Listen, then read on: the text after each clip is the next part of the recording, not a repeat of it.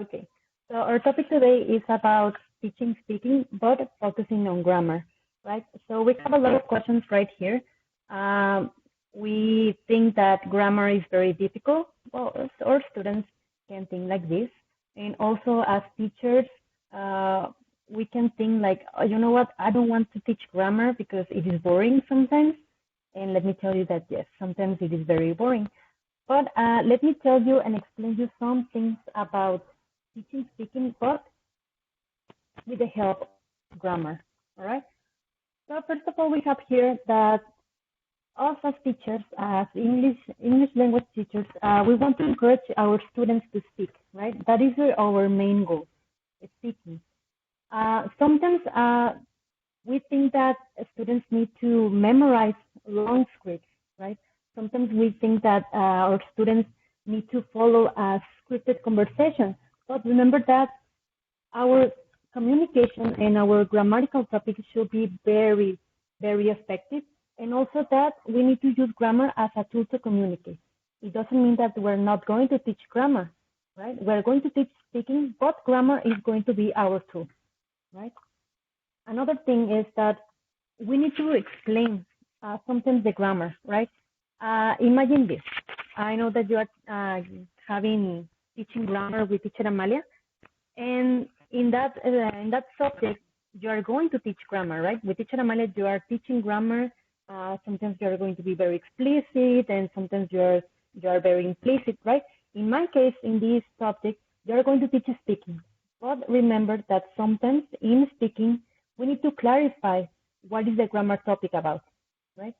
You can be very explicit or implicit, but it's better that we are implicit, right? Why? Because our students remember that we're not focusing on grammar. We want our students to communicate. To that the objective is that in the fluency they are talking, right? And they are not aware of the grammar topic, right? And context is very important. Why? Because using context, you can be very inductive whenever you are teaching a grammar topic, right?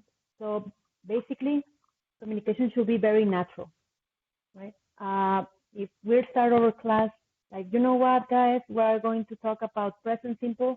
Well, in that case, you are somehow being very explicit about the grammar topic, and your students will be very, very, you can say, very worried about achieving the objective that is learning what is present simple. I remember the tense that I told you before. But it means that you need to teach speaking and grammar using as a connection for them to speak, right? So that is our objective about teaching speaking with grammar. And I have here some opinions about the forum. Of course, I know that some of you already did this forum, and I found very interesting some opinions, right? I mean, these opinions were from yesterday in the morning, so I know that some of you already posted in the afternoon. From here, Karime, you said that something to teach them, right, and to correct our students the mistakes when we're teaching grammar. And it's basically, yes, you can correct them, right? That's why we have the stages. We have the encounter, the clarify, the remembering. For if you notice that your students are making mistakes in those stages, that is the opportunity for you to clarify the mistakes and also to correct them, basically to give them feedback, to monitor, and basically to help them before the fluency stage, right? Selena, that was very interesting about what you said. Basically, we need to give context to students, right? And we need to use topics that are related to the one that you're going to teach, right? Remember that the topic should be connected with each other. The activities should be very scaffold, right? So basically, teaching speaking is an art, right? Because you're using context, you're using real world, you're using material for them to the end they can communicate. And it is a wonderful thing when you see that your students are actually producing the language that you taught. Carolina, you said there's a big difference to students that are able to communicate versus students who can memorize scripted conversations. Yes, sometimes when we give our students scripted conversations, they are they're worried about just learning and memorizing these conversations. But we need to encourage them, as you said, the creativity. We need to encourage them to speak, to not be afraid of just making mistakes. Remember that when we speak, we can make a lot of mistakes, and it's natural, right? And Natalia, very interesting what you say. We need to create a safe environment, right? Sometimes it's very difficult if we are going to teach speaking with beginner students. You know that they are very, very nervous to practice. Maybe they don't have the confidence to say some sentences. And yet, we need to create this safe environment to make them feel like they can make mistakes in the classroom, that is the opportunity for them to learn. And it's very natural if they make just some mistakes, right? It's part of it. And that's why eCRIP is it's an amazing tool for you because the stages are very scaffolding. You as a teacher are always monitoring. They are going to be in charge of their learning process. So it is very interesting and very important for them, right? So thank you for your opinions. If you haven't done the forum, please do it, right? You have time. And in case that you want to participate, unmute your micro and I will listen to you. I mean, you can interrupt me if you want to, right? So last class, I told you that I was going to give you a demo. And more than a demo, I'm going to explain you if you were going to be in the classroom with me, right? It's going to be very different. And this topic is speaking, but using used to as a grammar connection, right? I'm going to be explaining these activities. Again, if you want to participate, please unmute your micro and we can practice all together, right? So this level they are not beginners, but they are intermediate, right? I gave this demo a long time ago with intermediate students. So I just wanted to just analyze the activities. Why? Because after this, you are going to have a forum about this lesson, right? It's about reflecting this topic, okay? So let's start. So basically, in the first activity, I want my students to get in pairs, right? They are going to discuss about these questions. So the question is, what is the best stage of life, right? So first, my students are going to brainstorm about this question. They are going to interact with them in pairs. They are going to discuss what is the best stage of life. It could be childhood, teenage life, or adulthood, right? So that depends on the question and that depends on the answers of the students, right? So I don't know, for example, Paulina, what is the best stage of life for you? You can put me in the chat or you can unmute your micro if you want to. I think maybe when I was a child. Of course, yes. I would like to be a child again. Yeah. Very good. Very good. Thank you so much. So basically, in the first activity, they're just going to discuss and brainstorm about this question, okay? Because we're going to move to the next activity.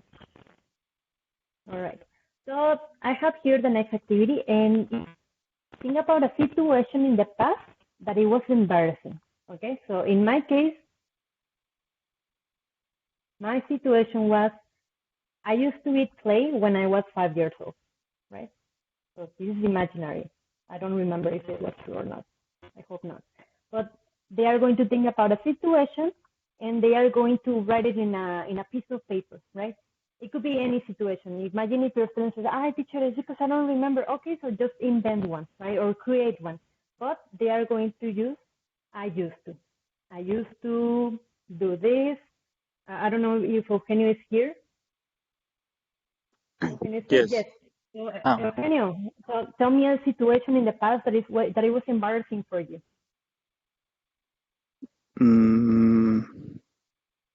I used to. Well, I didn't know how to tie my shoes, so I don't know if that counts. I have one. Yes, who is it? Selena, very good. I used to This is so embarrassing. I used to paste chicles behind my bed, like Really? abajo. Yes, under your bed. You used to Yeah. paste gum. Now I think about it and I feel so embarrassed about that. Don't worry, Selena. I mean, we were 5 years old, right? I hope you Yeah. don't do it now, okay? No, of course not. Of course.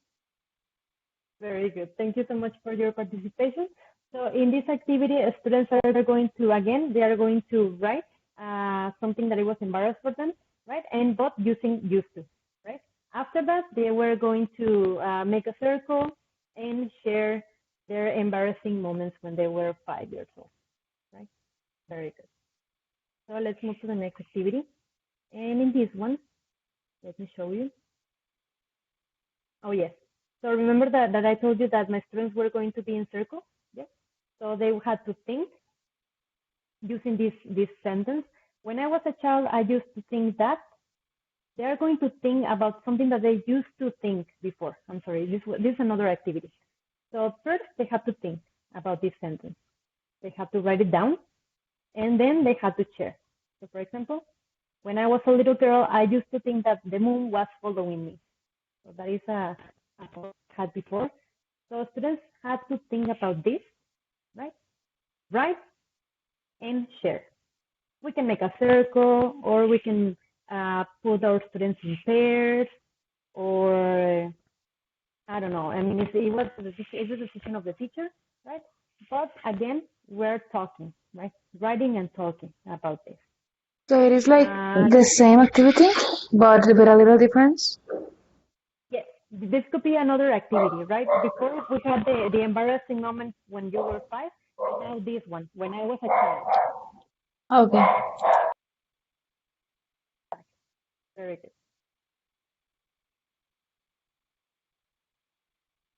Now, here I have a short description about used to, how students can understand the topic. Remember that these we're not teaching grammar, but we're just clarifying some things about the grammar topic, right? So you can say like, guys, used to remember is to describe things you did before, but now you don't, right? For example, when I was a kid, I used to sleep 8 hours, right? Now I sleep 3 hours, for example. So you are clarifying the topic, right? Describing things you did before, but now you don't, right? Or you stop doing. Again, as you can see here, I'm not showing the grammar structure, right? It's very implicit, but in this case, we're just clarifying some information about what is used to, right? Because maybe some students are going to ask you, teacher, but what is used to? I mean, used to in past or used to in future? So here's things you did before, but now you don't, right? That's it. Very implicit. Teacher, Yes. is this class, I'm sorry, I don't know if you say it before, but is this class supposed to be for beginners? In this case, for you, yes, you're going to teach a topic about this with beginners. This topic is from intermediate because I get this topic before, right? But this is Okay, just okay, okay, like, okay. it's almost the same, but different. Okay, thank you. You're welcome, Natalia. Very good. Okay, so let's continue. And here I have another activity, right? So this activity, students have to read the questions. In this activity, they had a set of cards like this one, like this question. So they had to read it, and they had a dice also. So the material, they had a dice and a set of cards. So when they, how do you say? I forgot the word. When they had to roll the dice, right? If the dice had this, like take a card, they had to take this card, one card. They had to read the question and then answer with a classmate, right? So in this case, I had to put my students in a group of 4, for example. So they have to answer the question. For example, what did you used to look like 10 years ago? So for example, Fernanda said, I used to wear baggy jeans and colorful shirts, right? And they had more questions. What did you used to believe when you were 3 years old, for example? So when when they had in the dice, they had this one, like one side of take a card. They had to read the question and answer, right? So again, they are just practicing more about this topic, using again the positive sentence about used to.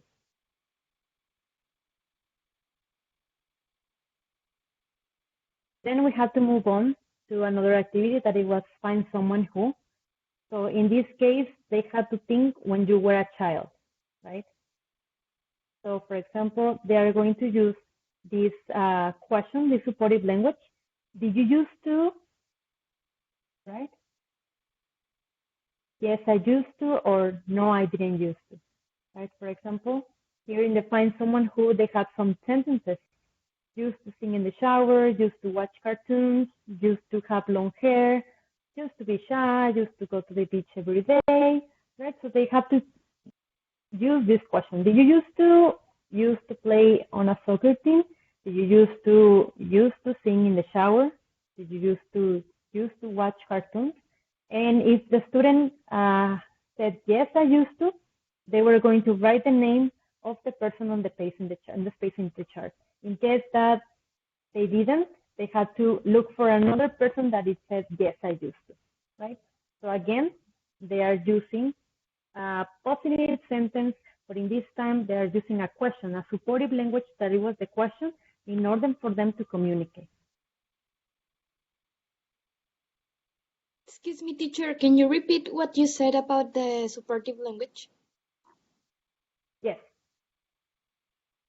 So for example, I have here my supportive language that it was, did you used to, right?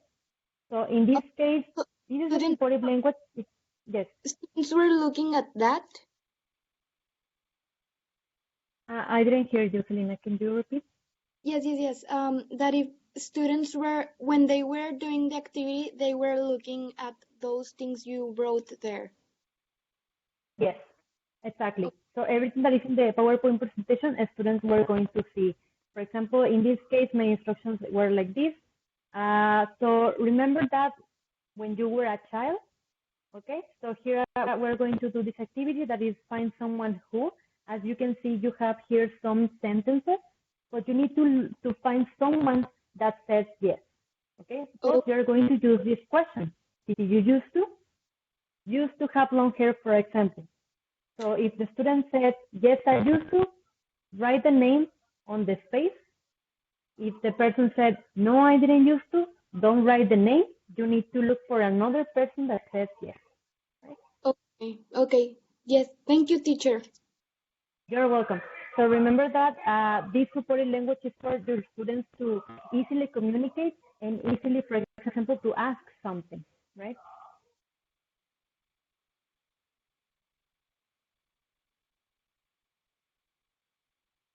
Very good. So we move to another activity. So imagine that we are in year 2060. So imagine that you already have your child and then your grandchildren and everything. So you need to think about something that your grandchildren may never know about. For example, in my case, I used to drink margaritas before going to bed, right? So my grandchildren will know about this about me, right, in year 2060. So students had to write some sentences about, for example, if they were now grandparents,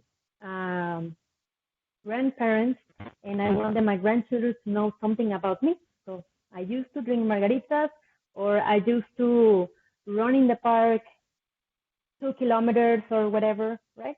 So after that, they were going to share, right? Share with another person, or share in a circle, or share with the teachers, right? So again, they are using the affirmative, I used to.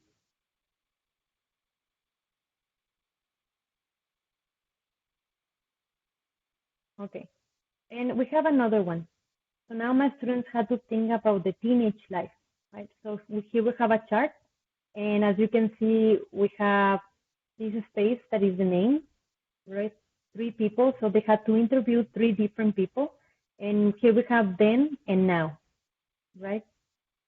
And also here we have a section that is food, clothes, work, and free time activities. So they had to interview 3 people. So here I have questions that they can ask to that people. For example, I'm going to interview Natalia, right? So Natalia, what did you used to eat? And then Natalia will say, I used to eat, I don't know, pizza. All right, it's an example. So my students were going to write here in the space of then, pizza. And then now, Natalia, what do you eat now? Now I eat salad, for example. So now I can put here salad. And then, Natalia, what did you used to wear when you were a teenager? Well, I used to wear, I don't know, Natalia, can you help me in this case? It's not clear, Natalia? I used to wear a lot of pink. Okay, so I had to write there a lot of pink. And now what do you wear? A lot of black. Black. Okay, very good. And now another question. Natalia, where did you used to work before? I used to wear pink. Okay, and work? Did you used to work before? Work? Mm-hmm. No. No, yes. Okay, Yes. I used to work in a salon de fiestas. Okay, very good. And now do you work, Natalia? No. No? Okay, very good. So my students had to ask the question and write the answers of the person that they were interviewing. After that, they had to make a circle, right? It could be like 4 people in each circle. They had to gossip about this information, like, did you know that Natalia used to wear pink clothes, but now she wears black clothes, for example, right? Or did you know that Natalia used to eat pizza before, but now she eats salad, right? So they have to interact with this. As you can see, they are using used to as a tool, right, to connect the grammar topic, right? And also here in this case, they had to first interview and then talk about this information, right? Very good. Okay, so that will be the finish of the demo class of the example, right? So think now about what was the objective and what happened during the encounter, the clarify, the remembering, the internalize, and the fluency, right? So these questions are going to be in the platform. We don't have here right or wrong questions, right? Because each one of you will have a different perspective of the lesson, right?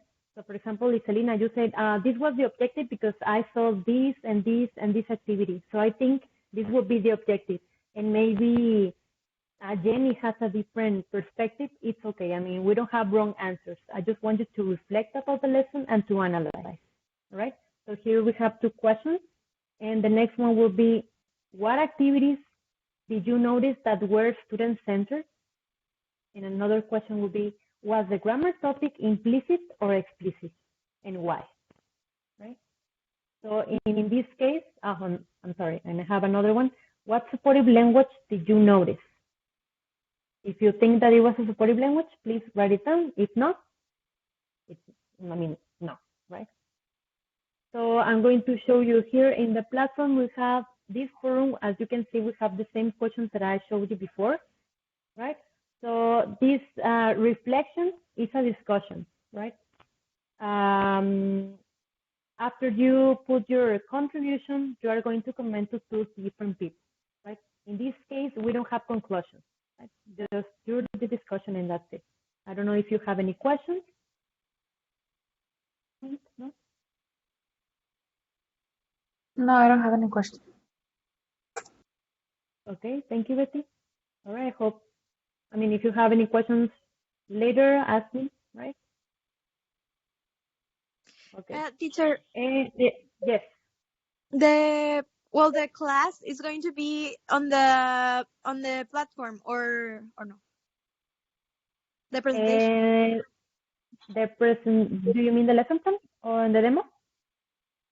Well, not the lesson plan, but the presentation that you just show us, where there are like the instructions. Yes. I'm going to upload this video so you can have it as long as you want to. If you want to watch it again or again, you can do it, right? Okay. Thank you. You're welcome. So let's move to the other activity that you have. And the other one is now your lesson plan about grammar. It's going to be your first lesson plan in grammar. So remember that it's a 40-minute class. It's going to be for beginners, A1. This lesson plan is going to be a pair work. It could be the same person that you worked before. And both people, please upload the lesson plan. Okay, so for example, if Karim and Alejandra are together, Karim and Alejandra both are going to upload the same lesson plan. So great. And please name the word, the document that you do. Put it like this: LP, that means lesson plan. G, that is the grammar. Number 1. And parentheses. I don't know if you can put parentheses when you save it. In case you put, it's okay that you put your name, Edna Moran, and then the other person. I don't know, Edna Moran, Karime Marcos, for example. Right? So save the Word document like this, so I can know whose lesson plan am I reading. Right? And the deadline is this Saturday, March 28th. And as you can see on the left, you have some grammar topics that you can choose, right? So we have here can or can't, we have present simple, these, that, these, those, adjectives, adverbs of frequency, prepositions of time, have got, countable or uncountable, there is, there are, be going to, present continuous, possessive, and prepositions of place. So you have a lot of options. Please choose one. Teacher, Yes. we need to choose one of the one that you have here, right? It doesn't matter if someone else like the lesson planners also like the same topic, like other Yes, don't peer worry. or okay. Yes, it's okay. It's okay. I know that, I mean, it's difficult to choose and to ask you like, okay, what topic did you choose? It doesn't matter. If we have Okay. 2 people with the same topic, it's okay. Right? Okay. Teacher, Very good. Yes. is this class going to be for adults again? You can choose either teenagers or adults, right? Oh, Not children, just teenagers or adults. okay. Next Teacher, next week, yes, does it have to be the same pair or we can change? you can change, but as long as it is two people. Okay. Okay, very good. Next week we're going to have another session, and in that session I'm going to put here in the presentation a raffle. It means that, for example, if the raffle says, you know what, Natalia and Andrea, you're a team, right? Natalia and Andrea, you are going to explain your lesson plan. Okay? Okay. Okay. So remember, next session is the 3 different teams are going to explain the lesson plan. Destiny will choose what team is going to explain. So the deadline is on Saturday because I can give you feedback, right? Remember that the feedback is going to be uploaded in the platform. Remember that you have the link.